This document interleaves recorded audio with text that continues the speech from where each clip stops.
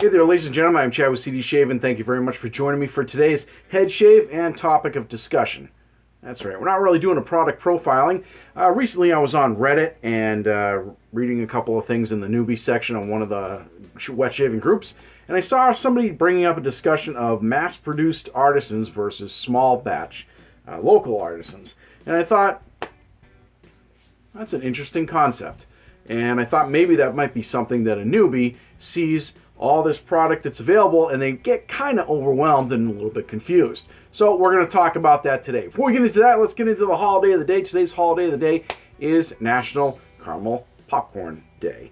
A little special day for me because my mother, rest in peace, used to make caramel corn. She was, in our family, famous for it. It was really good. Definitely something we loved to get every single Christmas when she would make it. So today's National Caramel Popcorn Day. If you have never tried caramel popcorn, crawl out of the rock that you're living underneath and go try it. I guarantee you're going to like that stuff. All right, let's move on to the equipment. We're going to be shaving with Blackland Razor's Dart right there. It's a pretty aggressive razor. And I figured, you know what, we're just going to go full tilt with the aggressiveness. And I'm talking about a feather. Drop a feather blade in there. That's on its 7th or 8th use, by the way. It's the only one that I seem to be able to push beyond 3 or 4 uses and have it shave completely fine. I've gotten a lot out of that razor before, or out of that blade rather. We're going to be talking about a brush here, Phoenix Shaving. This is their hybrid synthetic knot, as you can see. Nice amber color going with that. Now, as far as the soap is concerned, Artisan Soap Shop Rival. Now, Artisan Soap Shop is no longer in production. Due to business and so on and so forth, she had to change jobs as far as doing the soap and doing her craft. There was no problem there at all. I've used Artisan Soap Shop. I think their products are really great. If you happen to be able to land them on one of the BSTs, I highly recommend trying them out. This one has kind of a spicy vanilla scent to me. Without knowing the full accord, I couldn't begin to tell you the scent notes in it. I didn't do any research on it because it's not about the soap. Moving on to the aftershave, we're going to match it with this one, a little bit out of holiday season, but Blue Sam Hain by Phoenix Artisan Accoutrements. This one has kind of a, it's more pumpkin-y rather than anything else, but it's got a strong vanilla accord to me, and I figured that would go well with it. While we're talking about the aftershave, of course, we can't forget the Thayer's Witch Hazel Cucumber scented right there, and that is the equipment. So we're going to go ahead and take this soap sample, we're going to mash it into our bowl, get it lathered, and we're going to talk about mass-produced artisans versus local artisans. Be right back. All right, ladies and gentlemen, we are back. We're going to be talking about mass-produced artisans versus small batch shaving soap artisans, or product artisans in general. Mass-produced, as you can see, I talk about Taylor of Old Bond Street. I got this Body Shop Macaroot, which is actually, what I understand, is made by Taylor of Old Bond Street, versus local, or I shouldn't say local, small batch artisans like Katie's Bubbles, Shannon Soaps, Phoenix Artisan Accoutrements, stuff like that. So, like I said, we are lathered, ready to go. Let's throw a little bit on this head and get the shave going. So, I think if you're questioning whether or not to go with one or the other, I think the first thing we should talk about is, what do they have in common? Well, both have artisans behind the formulas. No matter, even if they're mass-produced or not, they have to come up with a formula somehow, and they don't just do that through a computer. So they've got artisans in some way, shape, or form behind their formulas. Those are pretty, they both do that. They're both regulated by the same rules and laws and FDA terms for labeling, manufacturing processes, claims, whether or not they actually make claims or whatever. They're all governed by the same rules of the game. Whether or not they follow them, or that's a whole different story, but they're governed by it anyway. Both target the same general market of prospective consumers. They both go after wet shavers, and they both go after new wet shavers, and generally new wet shavers and hobbyists alike. They both have a dedicated way, or a process, if you will, or formula that they follow for this product that they produce. Everybody has a certain way that they do things And whether you're mass produced or not, it's the same way each and every time until, obviously, unless you decide to change it up or change the way you do things, which happens, I've found, more often with the small batch artisans than it does with mass production. I'm going to guess that's because it's easier to do that on a smaller level. All right, first pass with the grain. So I just gave you a whole bunch of things as far as how they are the same. So now you're kind of saying to yourself, well, that's fine. What's the difference? Well, as far as mass produced is concerned, the pros and cons is probably a good way to address this as far as I'm concerned. You kind of go over what's the good and the bad of each one. And this is all my personal opinion.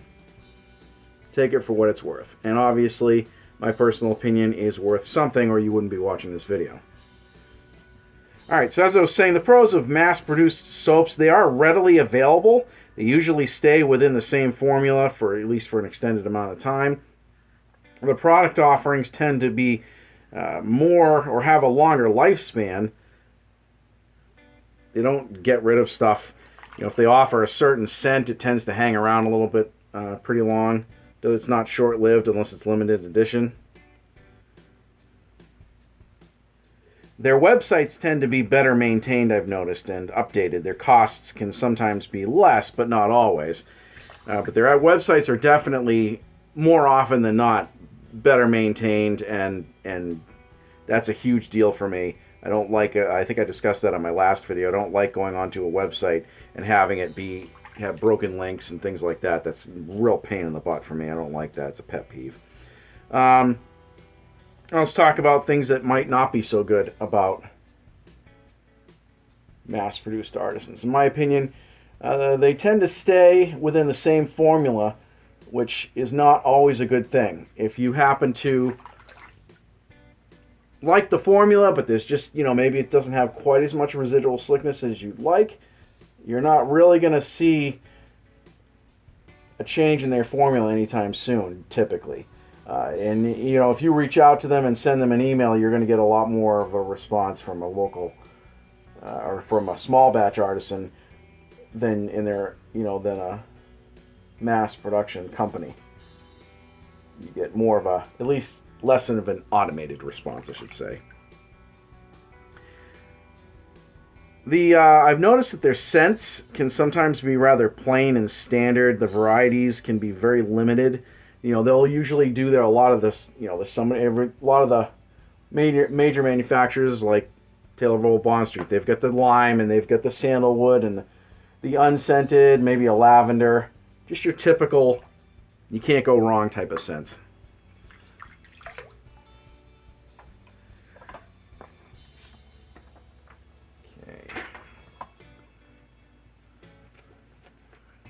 Pass number 2.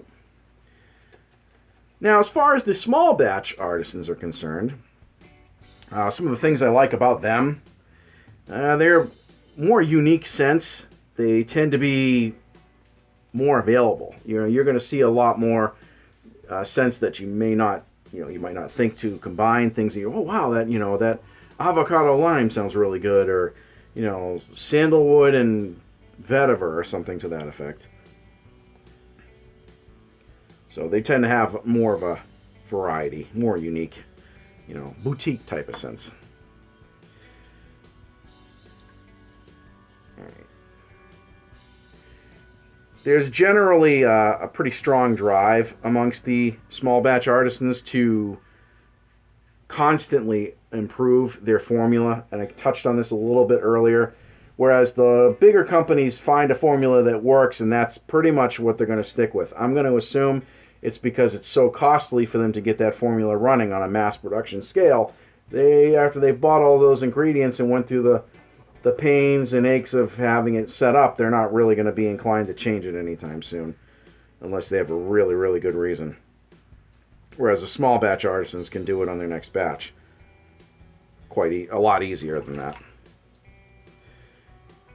The artisans also tend to be a lot more available, and like I said before, it's not uncommon when you send an email to a large batch artisan that you get an automated response.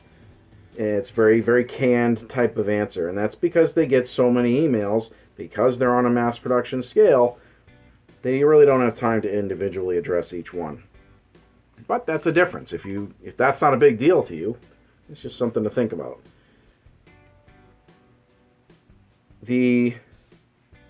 Our local artisans are also far more likely to return phone messages, I've noticed.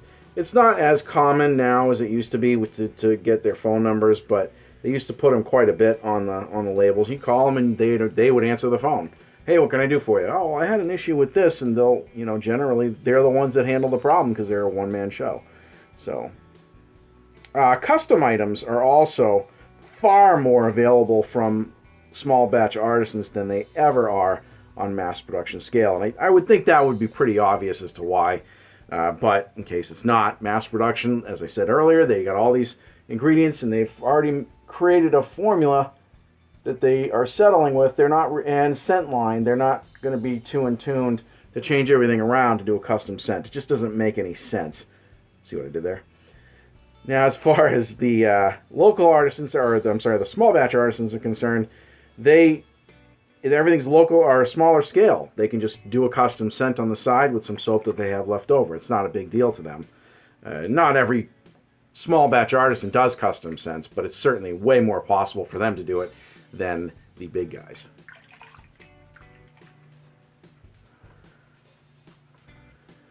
All right.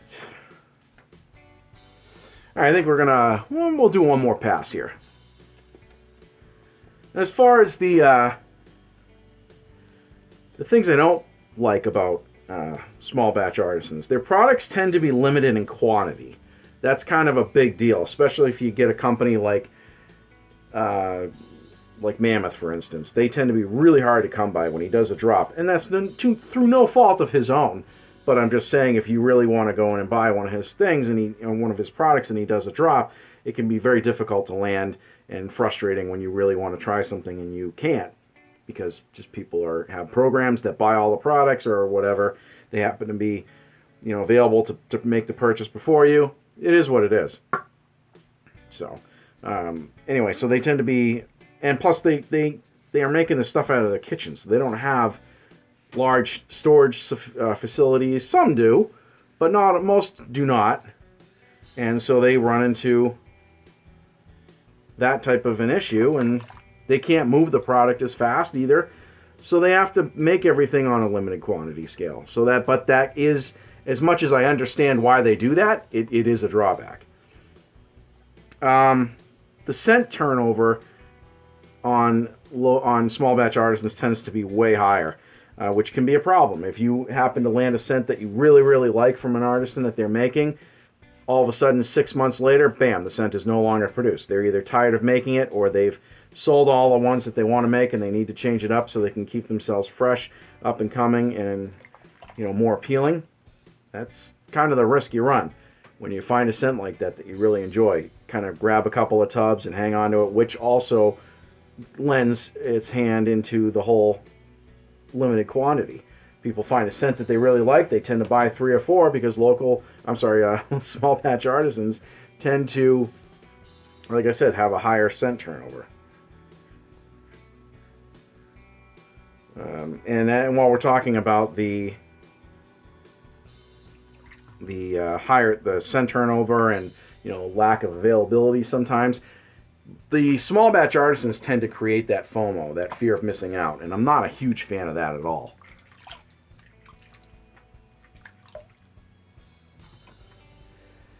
So their websites also tend to be buggy, I've noticed. Small batch artisans don't have time to maintain or the resources to maintain their websites, so they tend to fall behind in that sort of thing. And you're going to find more links that don't work, product pricing that's not updated, product availability that's not updated, and so on and so forth. It's just the name of the game. So that's what I've noticed. It's kind of a drawback, whereas the larger people, their websites are usually on par, I've noticed. So anyway, all right, so we're going to continue this discussion in a minute. We're just going to finish this shave up, do another pass here, clean it up, come back for the post shave, and end the topic. So thank you very much for joining me. Stay tuned. All right, ladies and gentlemen, we are back. Thanks for sticking with us. As you can see, the shave's been completed. Smooth as glass, DOP status, no areas of irritation, cuts, nicks. Perfect. So let's go ahead and throw on the witch hazel, get that settled down. So as we were talking about earlier, the small batch versus the mass production artisans, gone over some of the pros, some of the cons, in my opinion, of each. So now the question really only remains is which ones do I go with? And honestly, the answer to that is both. I tend to flock to the larger mass-produced people when I go for a standard scent. If I just want straight sandalwood, no fooling around, I'll grab something that I know works generally well. And Taylor Roll Bond Street does the trick for me. It's not perfect by any means. There are some small batch artisans that kick the crap out of this company performance-wise, but I do know that I know how it performs, and I know that doesn't seem to change. So I know what I need to do to make it do what I need to do. And the scent is pretty straightforward. So I go for stuff like that. If I want a straight lime scent, sandalwood, maybe an unscented, I tend to flock to the larger mass production companies. For local artisans, for small batch artisans like Katie's Bubbles, if I want something really specific like this one here that happens to contain cannabis and a couple of other Fougere notes, things like that, that's not something you're necessarily going to find with Taylor Roll Bond Street. So I tend to go to those guys that I know perform astronomically well and have these scents that you're not really going to find anywhere else. Hence, Phoenix Artisan Accoutrements.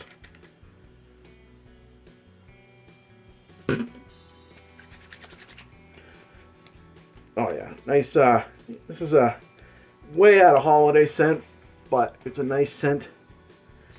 Definitely for the Halloween season, but I thought it went well with that particular soap choice. So, all right, ladies and gentlemen, there you have it. That's the shave. That's the topic of today's shave. Let me know what you think about that in the comment section below. Do you tend to go towards the mass production companies, just grab them, stick with them, and stay with it? Or do you tend to bounce around to the small batch artisans and try all the different stuff that they tend to produce? And let me know why you think that. I'd be very interested to hear everybody's comments. Please leave it in the comment section below. Folks, thank you very much for watching. If you like this video, please give it a thumbs up. If you want to subscribe and haven't done so, please do so. But just make sure you knock that bell. That way you get a notification every time you do a new video here at CD Shaving. Folks, I am Chad. Thank you very much for joining me, and we'll see you guys and girls in the next video.